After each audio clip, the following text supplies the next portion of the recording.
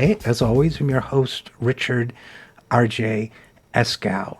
With the withdrawal of United States troops from Afghanistan, we've had a renewed discussion about our military interventions in the Middle East. Of course, beginning actually going back to early 1990s with the first combat with Iraq, but of course dating from 9/11, 2002 invasion of Afghanistan, and of Iraq. And one of the questions that keeps coming up in those conversations is what exactly has it cost us, not only morally, not only in terms of goodwill around the world, not only in terms of setting back progress in a number of different fronts and global diplomacy, but what does it cost us financially? It's an important question for a variety of reasons. And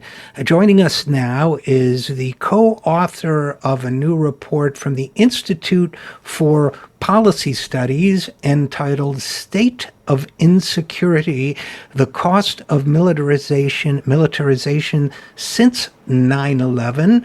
It is part of the National Priorities Project at the Institute for Policy Studies. The authors are Lindsay, Koshgarian, Ashik Siddiq, and Laura Steichen. And joining us now is co-author Lindsay Koshgarian. So without any further intro, Lindsay, thanks for coming on the program.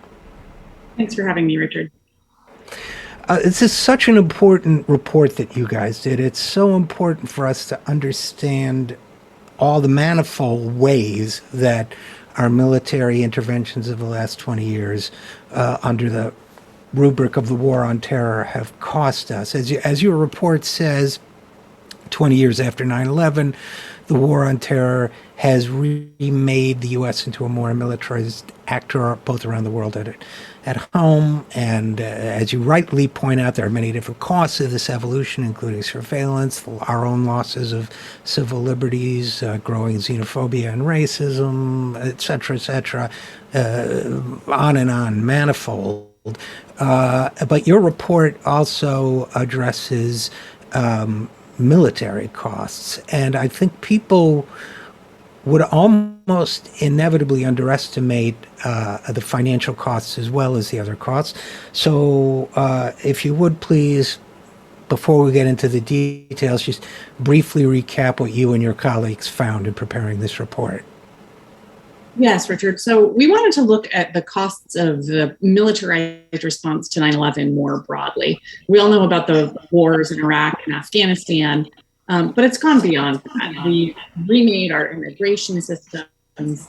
We have remade our federal law enforcement and given it new powers. And we've spent money on all of these things that have both damaged our communities here in the United States and around the world.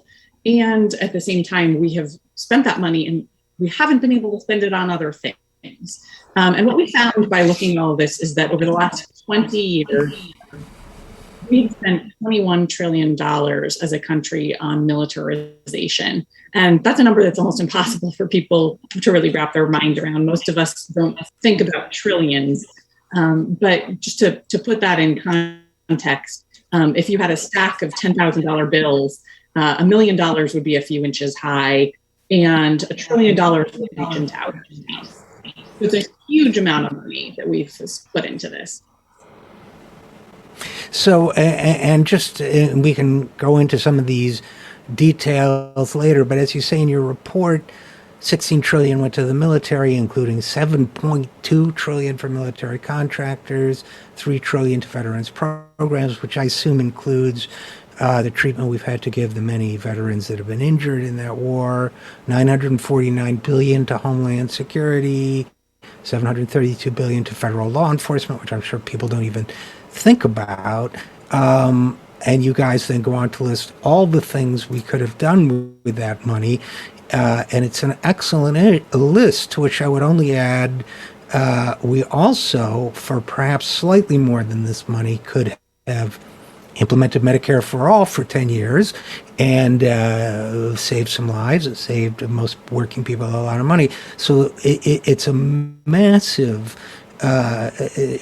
numbers we're talking about here.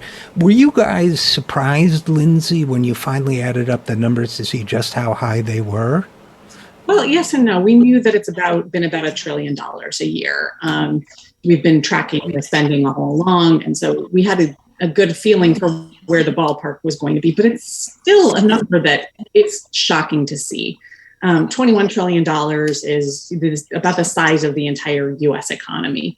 And to think that we have poured all of this money into these things that have done tremendous damage. You know, the war on terror has cost 900,000 lives, and 38 million people have lost their homes in the countries where we've been fighting.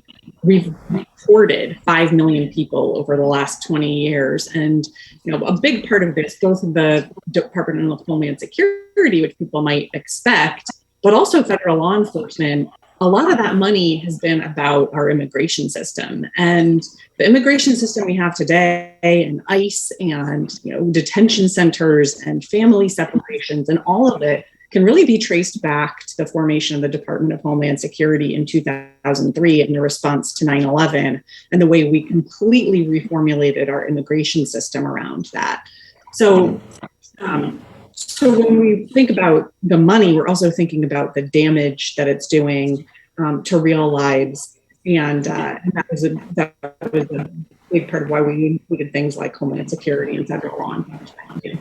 You know, it's such an important point. Every dollar comes with a human cost as well, whether it's the loss of life of a civilian in Iraq or Afghanistan, whether it's the destabilization of the area and the rise of ISIS, whether it's the loss of life or limbs or other maiming of our own young people in the armed forces, whether it's our own loss of liberties.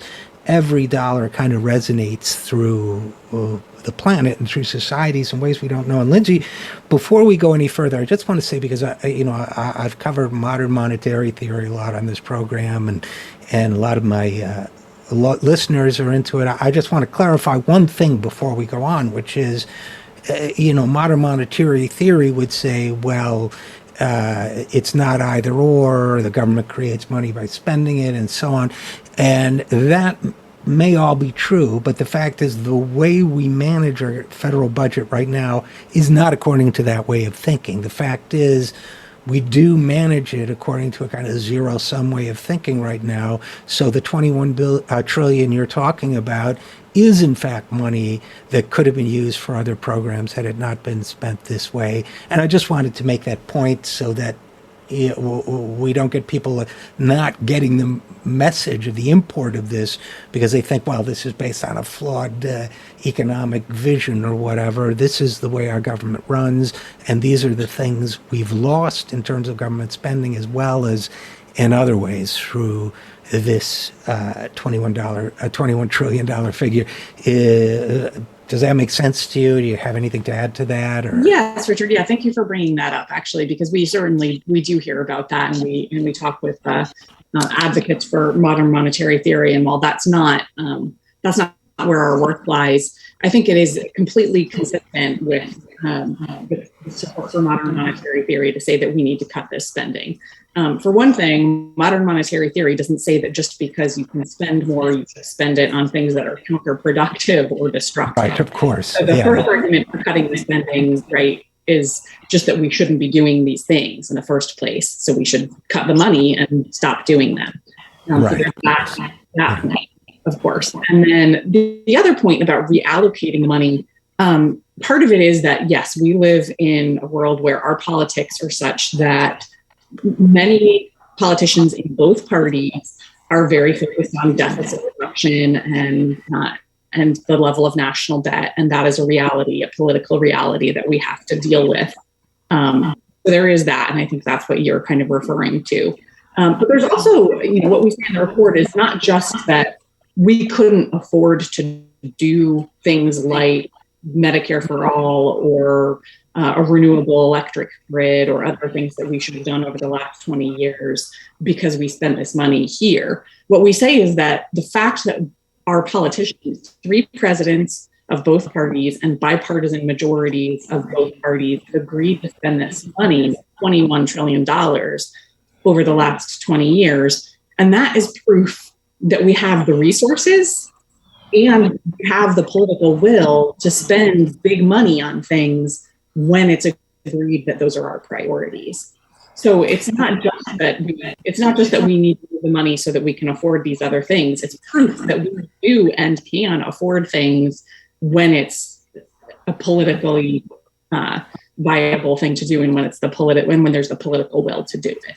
In Washington, absolutely. And in fact, as you know, Lindsay, under both Donald Trump and now President Biden, the House Armed Services Committee has added money to the Pentagon's request, saying, no, you're not asking for enough this year, $25 billion. Last year, I think it was even more.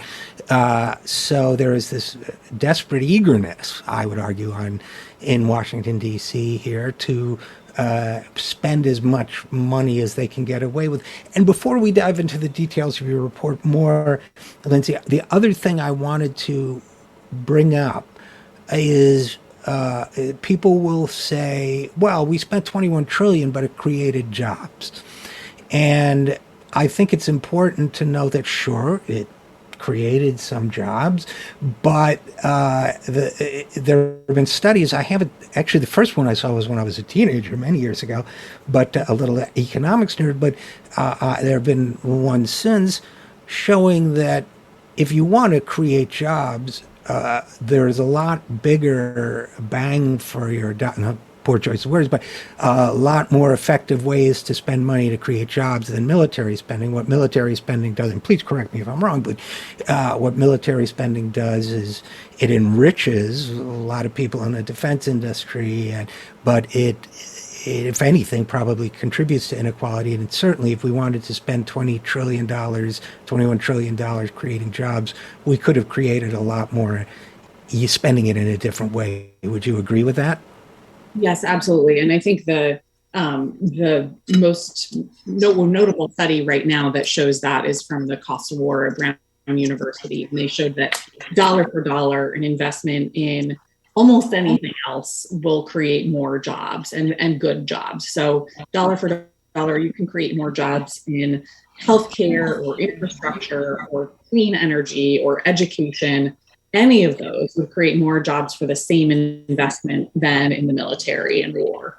So it's absolutely a terribly inefficient job creator. And of course, then there's all the damage that it does. And I just want to say, I think it's critical that you hit on this issue of jobs, not just because people will say that military investment creates jobs, but because so much of the spending that Congress approves, the $25 billion that the House Armed Services Committee and Senate Armed Services Committee added on to the Biden budget that you just referred to, that is almost all spending that is based on parochial interest, based on a desire for jobs in specific districts that specific members ask for. The House Armed Services Committee, the $24 billion that they added to the Pentagon budget came in the form of 200 separate requests from members of Congress for essentially earmarks for spending in their own districts. And that's especially unfortunate when you think that if they would just spend that money on other things in those same districts, they could create more jobs. So the terrible loss on that front too. And, you know, I'm so glad you mentioned that part of it. It's critically important. And it's been amazing to me the times that I've worked on Capitol Hill. It's been, which hasn't been for a while, but it's been striking to me what a difference it can make. For example, if you just put 100 jobs associated with the F-35 program in a congressional district, it's amazing how those 100 jobs can change the way a member of Congress votes on military spending on the F-35. I pick it because it's the boondoggle, because there are districts where there are only 100 or 200 or 300 F-35 jobs, but it can actually change a vote, can't it? That's absolutely right. Yes. And this is something that military contractors know full well, and they intentionally spread the money around so that they can get support from more members of Congress. The F-35, for example, as you mentioned, that's a big job of our budget. It has had just almost unimaginable failures, things like catching fire on the runway spontaneously. And that weapons system, the F-35, has its own caucus in Congress of 100 members in the House of Representatives because of the jobs that are spread all over the country, very interestingly by a lot of people.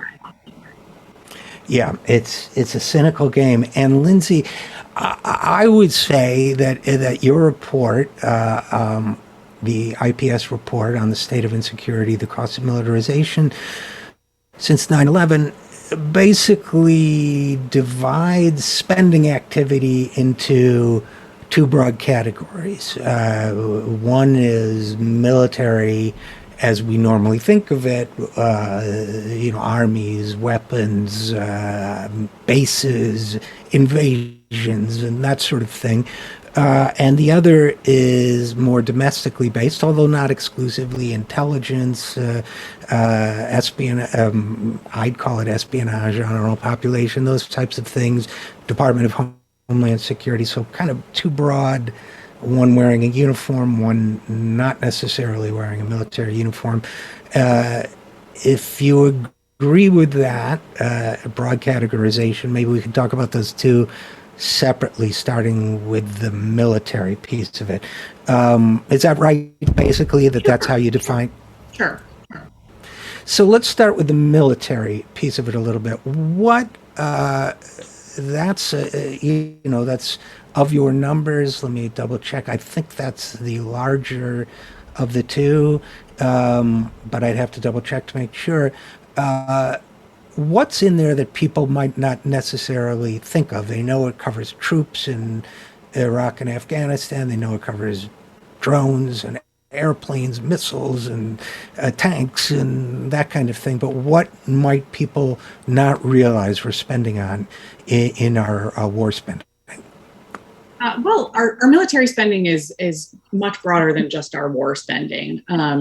Certainly we've been at war for 20 years in Afghanistan and Iraq. And one thing people may not realize is that the war on terror itself has actually expanded now to include 85 countries, half of the countries on Earth. And that includes everything from drone strikes and combat operations to counterterrorism training for foreign military assistance work. And we're funding foreign militaries, we're funding them with weapons or money to buy weapons, oftentimes to buy weapons from us. We're giving them military training, and we're sending troops of our own there to train them. So all of this is happening in 85 countries. So the war on terror itself is much broader and wider than people may realize. That's one thing. Another thing is that we have 750 military installations around the world. No other country has more than 20 foreign military installations. And so we are just absolutely occupying the entire world with these military installations. And that's something that I think most people don't realize, is just how widespread our military presence is. And that doesn't even include things like the aircraft carriers that are stationed near our enemies or near our adversaries, places like the Persian Gulf or the South China Sea, and places where we send ships and other things as warnings to our adversaries. So that's another part of it. And the final thing I'll mention, may not be a surprise to people. I think people know that a lot of money goes to military contractors and the military industrial complex. But out of the $16 trillion that we found we've spent on the military over the last 20 years, $7 trillion, almost half of that went to contractors. $7 trillion, that is more than we've spent on Medicaid during that time. It's a huge amount of money. And if you had bought stock in military companies at the beginning of the war on terror before 9/11, if you bought $10,000 worth of stock, it would be worth $100,000 today. So it's a hugely profitable enterprise. And while I think people do know that the military industrial complex exists, the fact that it accounts for almost half of the Pentagon budget at any given time, and we've spent this many trillions of dollars on it, I think that is something that people may not realize. And they also may not realize that it's not just things you typically think of like weapons or missiles or planes, but it also includes everything from IT services to maintenance services for those weapons to catering. It's a huge industry. And Lindsay Koshgarian, I'm so glad you brought up the private contractors, because not only is it a staggering amount of money, but I think what people also don't realize, number one, if you think about these contractors wanting to add 10, 15% profit, paying more in many cases than the military or the government itself would pay, at least $1 trillion in the last 20 years has gone straight into the pockets of profiteers, period. I mean, or something close to it. It's hard to know the exact numbers. I mean, I could try to go through the 10Ks or whatever of all the corporations involved, but it's a lot of money that's just profited people who have profited from engines of death, basically, in one way or another. And number two, and I've talked to some of them have passed away now, but very old school, military people, fought in World War II, or had military ranks in the 50s or whatever.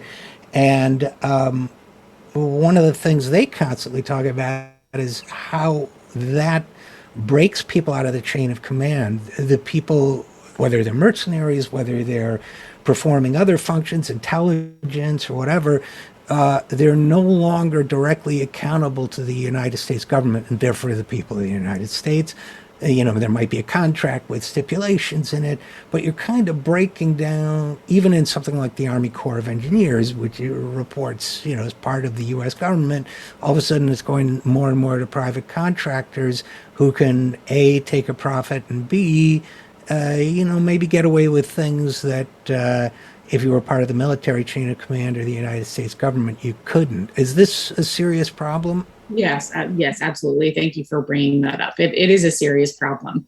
One of the things that we heard the most about probably at the time was sort of mercenaries and private security contractors that the U.S. military was paying in many cases to do the same jobs that the military itself would have done if they weren't hiring these outside contractors. And so people remember, especially from the early years of the Iraq War, in some cases, there were war crimes that were committed by these private contractors. And there is not the same level of accountability. That said, I think the level of accountability of the U.S. military is severely lacking. I mean, we have yet to see whether there will be any accountability for this drone strike that hit an aid worker in Afghanistan and killed 10 people and 7 children. But that was a terrible mistake. And usually the Pentagon itself just gets away with that, it was a mistake, or, there's some deniability about, maybe they really did hit a military target, or maybe there was some reason it was justifiable. So I think it's absolutely worth being concerned about the accountability and the role that private contractors play. But I wouldn't contrast it too much with the accountability and the Pentagon itself. That's unfortunately a fair point, Lindsay.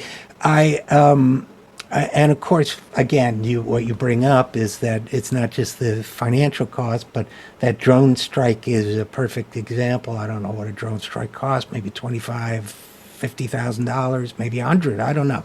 But beyond the military costs, there's the tragic moral cost, the loss of life. There's a human cost for the children and others who were killed, innocent people who were killed.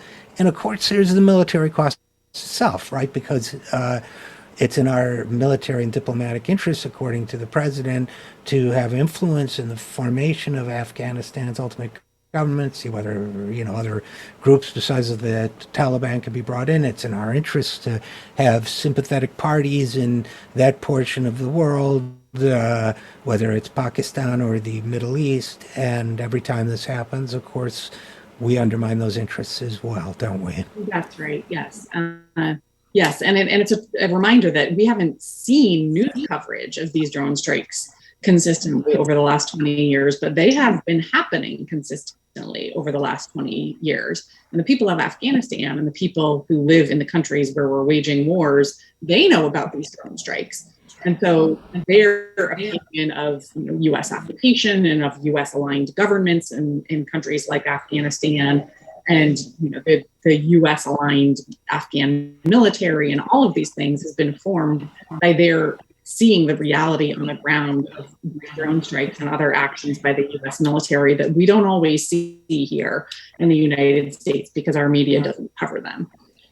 You're absolutely right, and it's such an important point. So you also point out, of course, that domestic policy has been increasingly militarized, and as Edward Snowden's revelations and other such revelations have told us, that's meant an enormous loss of civil liberties, a loss of press freedoms under President Bush, under President Obama. We'll see what happens going forward with President Biden, but the prosecution of reporters to a heretofore unprecedented extent, the militarization of law enforcement, that's cost us trillions of dollars, but it's cost us more than that, hasn't it? Yes, and we wanted to focus on federal law enforcement partly because it doesn't get a lot of focus in these things. And we wanted to connect it to militarization because it's not just the surveillance. The surveillance maybe has gotten the most media attention and is something that people have heard about consistently. We all have been hearing, at least those of us who've been around long enough, have been hearing about the Patriot Act ever since it was enacted and all of that's cost us. Places like the ACLU and the Center for Constitutional Rights have done tremendous work on the loss of privacy rights and civil rights that have happened because of the increased powers of federal law enforcement. But I also want to talk about the violence that federal law enforcement has engaged in the last 20 years. The FBI has a training program for firearms for local police. And we hear a lot about local police, but we don't hear a lot about the role of the federal government in doing that. And so that's part of what we wanted to draw attention to, is that how the federal government, federal spending, federal policies have enabled and encouraged the military through things like that firearms training that the FBI offers, through things like the provision of surplus military equipment from the military to police, where we see police getting things like armored vehicles and rifles, military rifles, and other military equipment directly from the Department of Defense at no cost. And there's been a tremendous flood of this stuff from the Department of Defense to local law enforcement as we pull troops out of the war on terror. And so we'll be keeping an eye over the coming months to see whether that happens again with the withdrawal of troops from Afghanistan. So it's a driver of that. But there also have been incidents that U.S. Marshals use their firearms more often than local police and kill, on average, about 22 people every year. The DEA has been involved in incidents. There was a firefight they were in Honduras that resulted in the death of 2 pregnant women and a little boy. And so there's a tremendous, tremendous amount of violence that our federal law enforcement engages in, and we wanted to call attention to that too. No, I think that's so important, and I would think that, Lindsay, that this militarization of all dimensions of domestic law enforcement, which includes the Defense Department shipping military equipment to, little villages in the Midwest and everywhere else, this influx of military material into domestic police departments, but also an influx of a certain kind of culture. I think we saw that, for example, during the Black Lives Matter protests last year, where, I recall that video of people sitting on their porch and all of a sudden someone aims a tear gas canister at the people on the porch because they're videoing it and says, light them up, this kind of military culture, and then shoots tear gas at them. Or a friend of this program, Linda Torado, journalist who had her eye shot out, lost one eye, being shot by the police, well, clearly, I believe, labeled as a member of the press, and other members of the press being attacked. I would say that in addition to the cost of arming and these police forces and training them in this culture, there's been a cultural cost in the kind of, it's almost the internal occupation of the United States is the way it feels sometimes. I think that's absolutely right. And you can see it in the response to protests. You mentioned the Black Lives Matter uprisings. You saw the police in many, many cities, including very progressive cities, bring a militarized response to those protests. We're seeing militarized response to protests of fossil fuel pipelines like Line 3. So it's directly playing into sort of oppression of civil disobedience and people expressing their civil rights and right to protest. So that is absolutely a part of it. And Lindsay Koshgarian, before I let you go, is there anything people can do? I mean, one thing is they can read your report. It's ips-dc.org. But what can people do? I guess just contact their senators and members of Congress and yell about this or anything else? Yes, actually, this is a very important time, actually, to contact your members of Congress and yell about this, because the House of Representatives is expected to vote next week on the military budget. And there will be amendments offered by progressive friends of ours and allies of ours in Congress. Representative Barbara Lee and Representative Mark Pocan and others will be offering amendments to cut military spending. And we very much need people to call their representatives and ask them to support those amendments to cut military spending. There will be one that proposes to cut military spending by 10%, and there will be another that proposes to knock off that $25 billion that the House and Senate Armed Services Committees have added to the Biden budget. And so this is an extremely important time to call your member of Congress and ask them to support those amendments. And if anyone's upset about the idea of cutting our military budget 10%, I could check the numbers, but I'm pretty sure we'd still be spending more than the next five countries combined, still be spending 5-6 times more than Russia and so on, more than China. So, I mean, I'm not completely off base there. No, not at all. We'd be easily outspending those countries. Yes. We're spending right now about 2.5. China is the next country after us. We're spending about 2.5 times as much as they are. So we'd have to cut our budget by more than half before we'd even get close. Yeah, so I think cutting the budget by 10% so that we're only spending 2.25 times as much as China is not a really risky thing to do. We sure could do a lot of good with it and prevent a lot of harm. So again, Lindsay Koshgarian, this is thanks so much to you and your colleagues for writing the report. Lindsay, again, is the program director of the National Priorities Project, which includes nationalpriorities.org. I didn't mention that earlier. And so thanks for creating this report, and thanks so much for coming on the program. Thanks so much for having me. And we'll be right back after this. I'm Richard RJ Eskow, and this is The Zero Hour.